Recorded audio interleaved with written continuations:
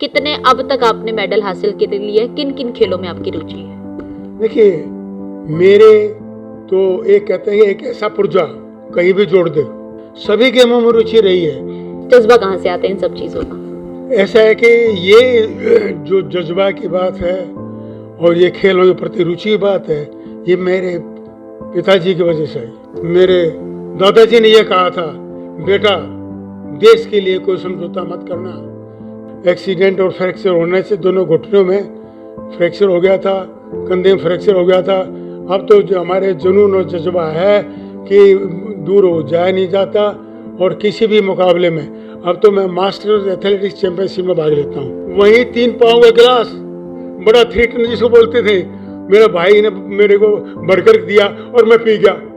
तो वहाँ सारे टीचर बोले, अरे बाप रे, ये तो वाकई में कहले ये तो कुछ नहीं, ये 5 किलो पी सकता है। स्कूल इकट्ठा करके ये कहा, भाई ये 500 ग्राम नहीं, शांत सिंह ने झूठ बोला था, 500 ग्राम पीते नहीं, ये 2 किलो पीते हैं रोज दूध। जो आप खेलों में अपनी रुचि दिखाते हैं, इनमें जो सरकार की तरफ से योगदान होता है, क्या वो मिलता है? बस यही बड़ा दुख की बात है कि मेरा जुनून और जज्बा को सरकार की तरफ से कोई पैसा नहीं।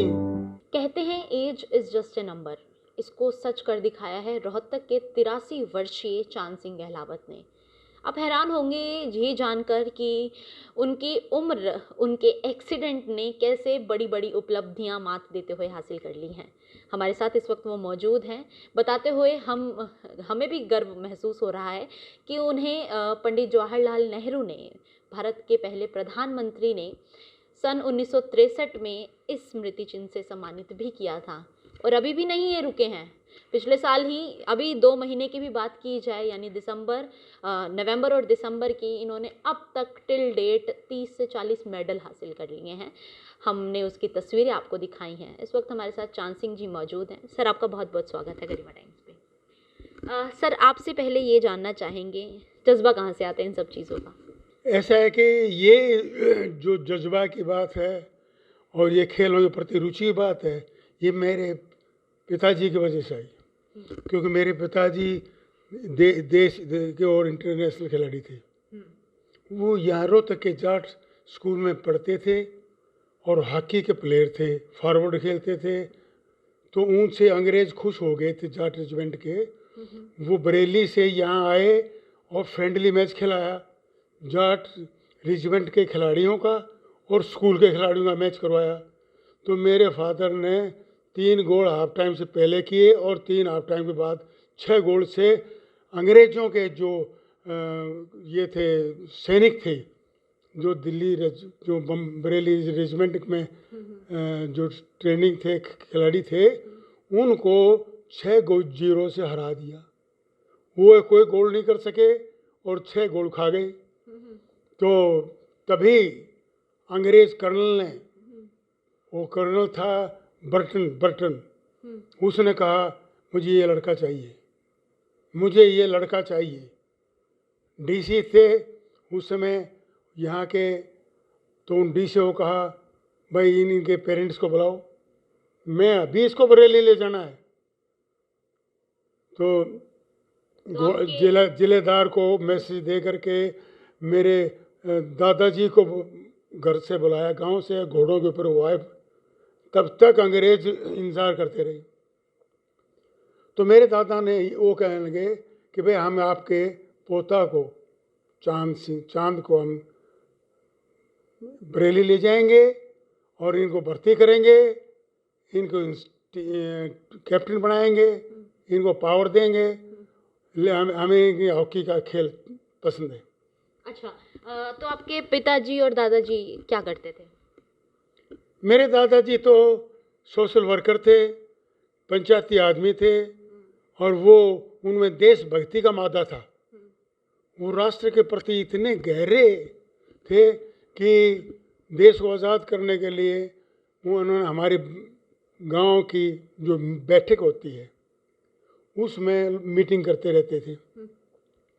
किसी ने वो खबर अंग्रेज़ों के जो पिट्ठू थे, जो अंग्रेज़ों के दलाल थे, उन्होंने ये खबर अंग्रेज़ों को भेज दी कि चौधरी अमीर लाल के घर में मीटिंग हो रही है, आपके हुकूमत के खिलाफ, तो वहाँ से अंग्रेज़ आए और रात को मेरे दादाजी को उठा लिया। उस समय लोग सब सोए हुए थे, उठा के ले गए और कहाँ ले गए पता नहीं, अगले दिन पता चला कहाँ ले गए। तो उनको वहाँ लाहौर की जेल में डाल करके उनको बड़ी यातनाएं थी, बर्फ़ की सिल्ली पे लटाया, उनको हंटर मारे। तो एक हफ्ता तक जब को पता नहीं चला तो गांव के आदमी चौधरी सर छोटू राम जो उसमें मंत्री होते थे उनके पास गए, इस इलाके के वो किसान नेता थे चौधरी छोटू राम। उन्होंने कहा ठीक है, वो और मेरे दादाजी की दोस्ती थी चौधरी छोटू राम जी की। उन्होंने पता लगा लिया कि लाहौर जेल में है। वो जब गए तो उनका बुरा हाल था।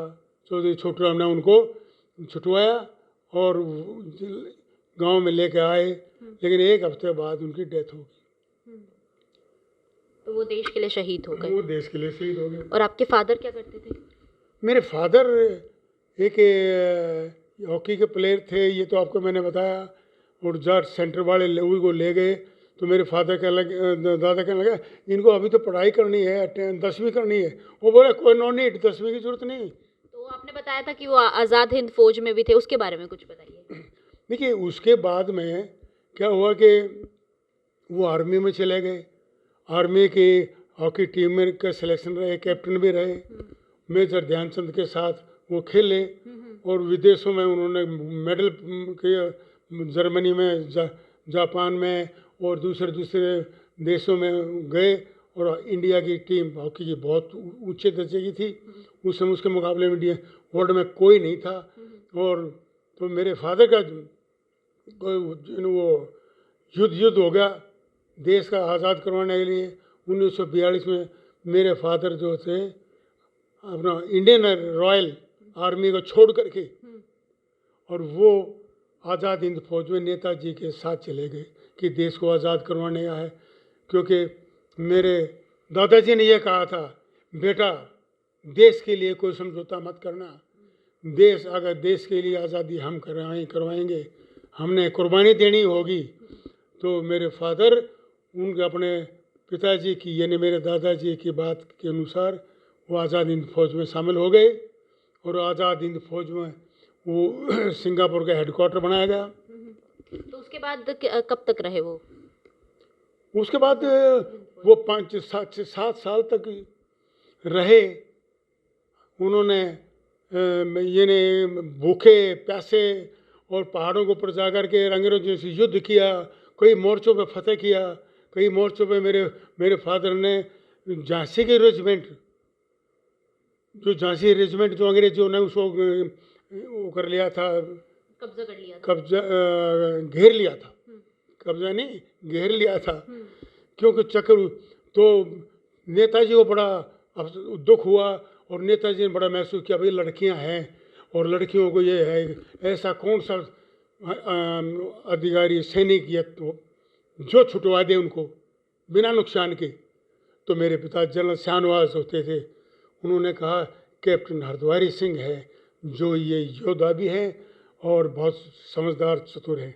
तो मेरे फादर को ये जुम्मा दिया गया और मेरे फादर ने झांसी रेजिमेंट की जो मेजर कर्नल लेफ्टिनेंट सहगल थी उनको छुटवा दिया और सही सलामत बिना चोट। तब नेताजी ने मेरे पिताजी की कमर थपथपाई थी और उनको शाबाशी दी थी। Very good. यानी कि वहाँ से जो है आपके अंदर ये जज्बा, ये हौसला आया है। ये तो अभी कितने अब तक आपने मेडल हासिल कर लिए? किन किन खेलों में आपकी रुचि है?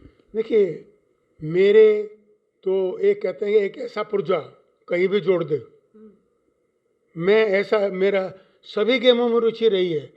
अच्छा। मैं इंदौर मध्य प्रदेश का इंदौर सिटी जो आप देख रहे हैं कि समस्या में नंबर 1 पर है इंडिया में। बिल्कुल बिल्कुल। और उस स्कूल में नूतन सीनियर सेकेंडरी स्कूल बहुत वो उसमें मैंने शिक्षा ग्रहण की। वहाँ मेरे पिताजी मध्य प्रदेश के डायरेक्ट निर्देशक थे खेल विभाग के। आज़ाद INA से आने के बाद उनको वहाँ नौकरी मिली और उन्होंने तब मुझे वहाँ दाखिल करवाया नूतन उसके स्कूल। बाद? उसके बाद मैं खेलों में जुड़ गया, और खेलों में मैंने short put, discuss, javelin, hammer के अलावा ये थ्रोज थी, बास्केटबॉल, कबड्डी, खो खो और क्रिकेट, कई गेमों के जिसमें भी जो भी स्कूल के हमारे टीचर की टीम बनाते थे उसी में पहला नंबर मेरा होता था। यानी कि ऑल इन वन थे आप उस और टाइम। वहाँ से अभी भी ऑल इन वन हो? नहीं, अभी तो ओलमिन तो नहीं कह सकता, क्योंकि मेरे जो एक्सीडेंट और फ्रैक्चर होने से दोनों घुटनों में फ्रैक्चर हो गया था, कंधे में फ्रैक्चर हो गया था। अब तो जो हमारे जुनून और जज्बा है कि दूर हो जाया नहीं जाता, और किसी भी मुकाबले में अब तो मैं मास्टर्स एथलेटिक्स चैंपियनशिप में भाग लेता हूँ, जिसमें बुजुर्ग लेते हैं 35 साल से 100 साल की एज की, उसमें मैं भाग लेता हूँ एज ग्रुप के अनुसार। अभी ये जो दो महीने के अंदर मैंने एक दिन घर बैठ के नहीं देखा, जहाँ भी प्रतियोगिता हो रही थी मैं वहीं पहुँच गया। तो फिर मेरा इंडिया की टीम में सिलेक्शन हुआ, इंडिया में फर्स्ट हुआ, तो मुझे नेपाल, कौन से खेल में? इसमें सारे short put, discuss, javelin, hammer. तो इसमें मैंने अभी नेपाल में हुए थे और मैंने नेपाल में 4 मेडल लिए, मैंने 4 मेडल नेपाल में गोल्ड मेडल लिए हैं।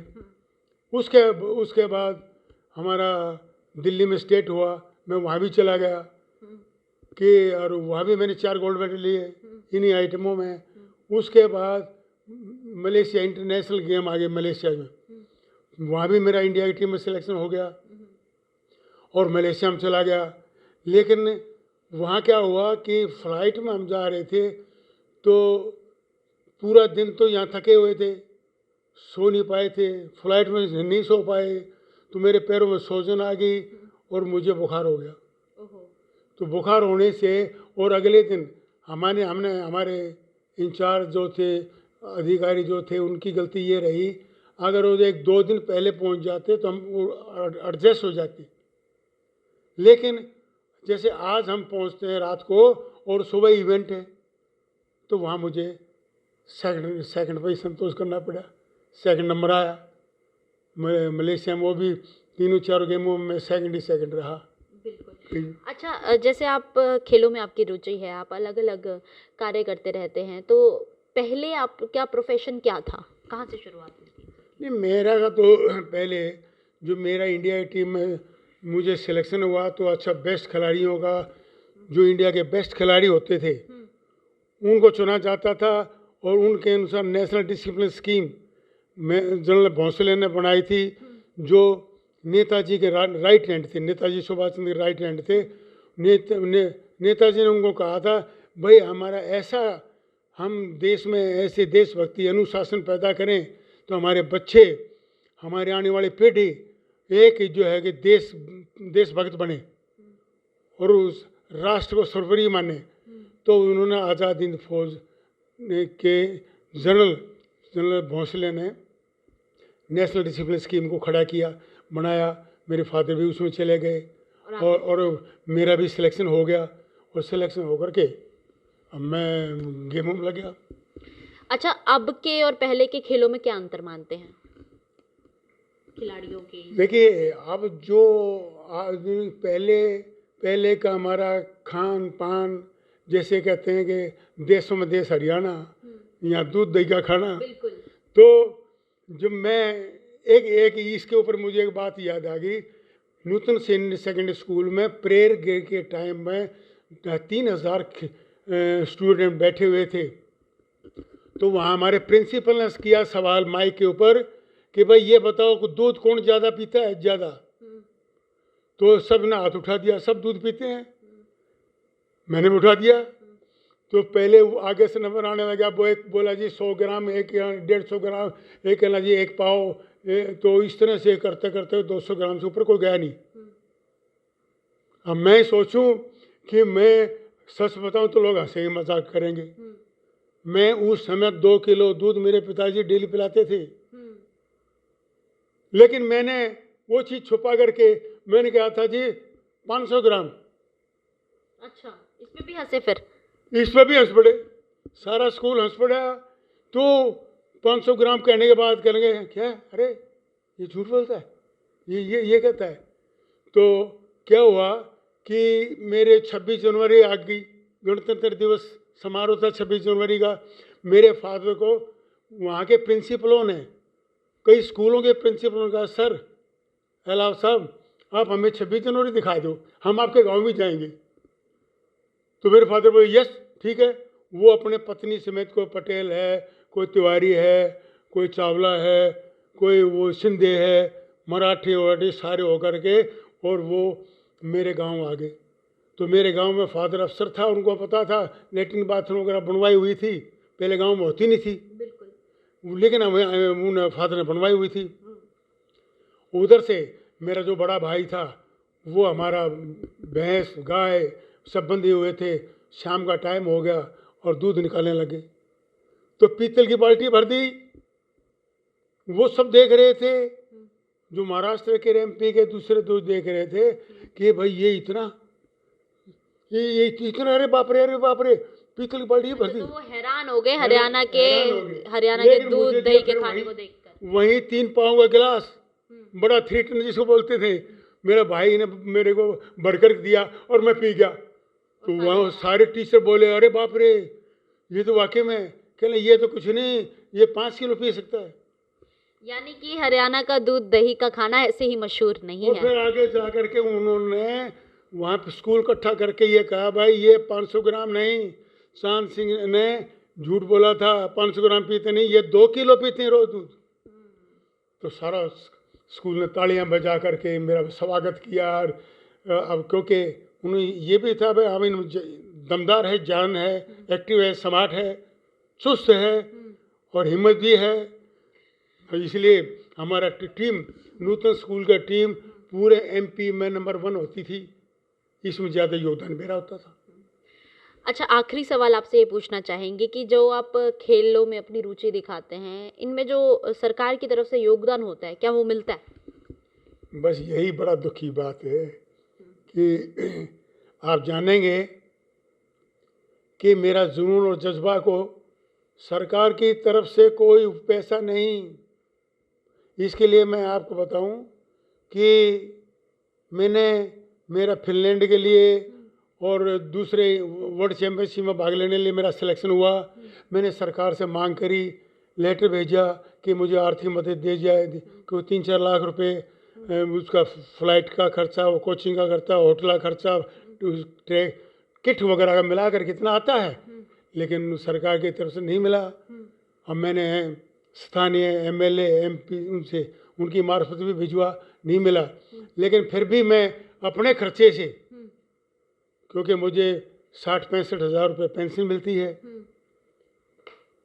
इसलिए मैं तो, वो मेरी 2 ही चीज़ हैं कि देश के लिए अच्छे मेडल प्राप्त करना, देश का, प्रदेश और देश का नाम ऊंचा करना, और बाहर जाएं, कहीं भी जाएं, चाहे अपना खर्चा से जाएं, ये परवाह नहीं कि कौन सा साथ ले जाना है, कोई भी नहीं लेके गया, सब यहीं छोड़ गए।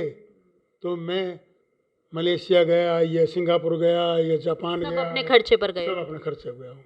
अच्छा, कितना खर्चा आ जाता है एक टूर्नामेंट का, एक चैंपियनशिप का अंदाजा? देखिए वो दूरी के ऊपर है।